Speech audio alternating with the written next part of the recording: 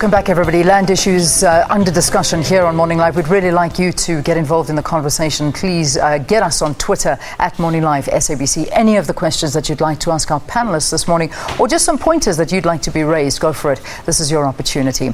Dr. Aninka Claasens is with us as well. She's in our Sea Point studios talking to us about the representation of women as well when it comes to land ownership. She's a director at the Rural Women's Action Research Program. Women have been previously disadvantaged by mere classification of gender. What is their experience of acquisition of land in this new era we're finding ourselves in? Well, I'd like to start with the points that Gwede Mantashe made in relation to government's commitment to land reform, and just say that what we've seen is a steady decline in the land reform budget year on year.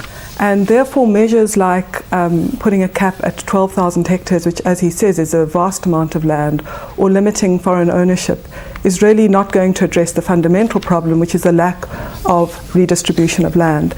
And what we've seen is basically that not only foreigners are being limited to leasehold, but all South Africans are being limited to leasehold, because basically the government's come out with the state land lease and disposal project policy, and it's saying we're not going to transfer ownership to people anymore. They're merely going to be tenants on state-owned land, and they've explicitly said that about people in the former homelands, that they're going to get only conditional use rights while title gets transferred to traditional leaders. So I'm very glad that Dr. Buthelezi raised this question of the Ingonyama Trust, because what's happening there is the land in KwaZulu-Natal that families have occupied for generations and women have occupied for generations is now being transferred to traditional leaders, and the Ingonyama Trust is turning people who are indigenous owners into tenants. It's now converting their ownership rights into leasehold.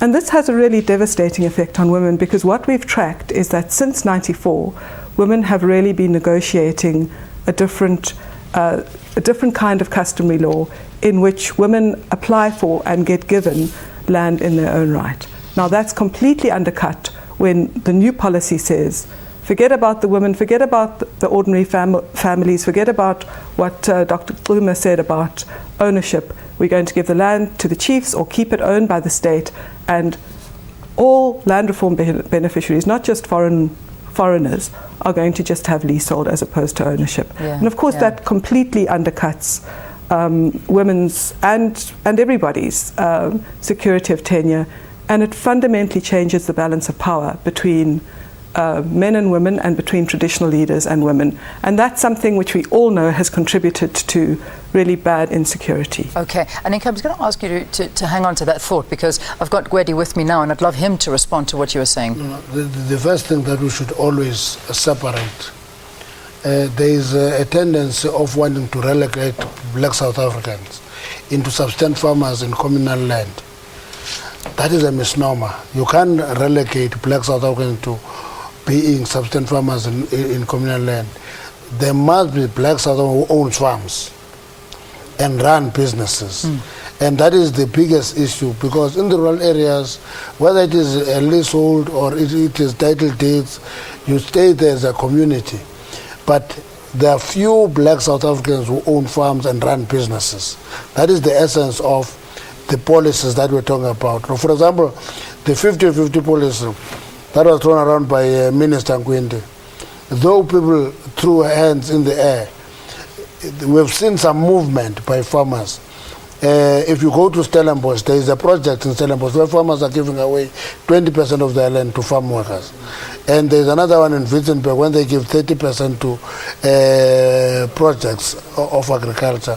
And you'll find that the direction of the wildlife farmers of the 50-50 is one that is prepared to move, to go all the way.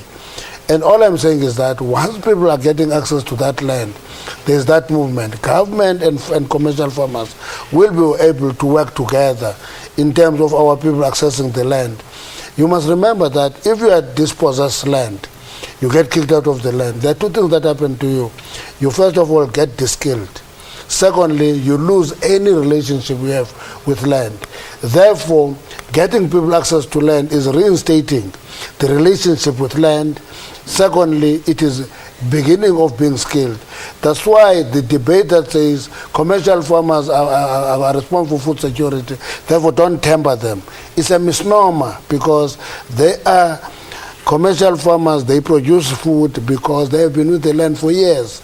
Those who access land now must be assisted to grow and become commercial farmers with the march of time. And to me, the question of long leases is a natural norm. You find it everywhere. Yeah. But it must be long enough for a farmer to be able to use that land in various ways. He must be able to put a surety when he raises loans, and he can do a number of things. But preferable, a farmer must have a title deed, own that land, and it's his. Then when you have that land, you work into it because you know it's your investment, it's your property, you will deal with it in the long term. All right, well, we'll continue that, and I know Dr. Buthelezi is itching to respond to you, so I'm going to give him an opportunity after this. So just let's take a very, very quick break, and we'll get a response after this. Stay tuned.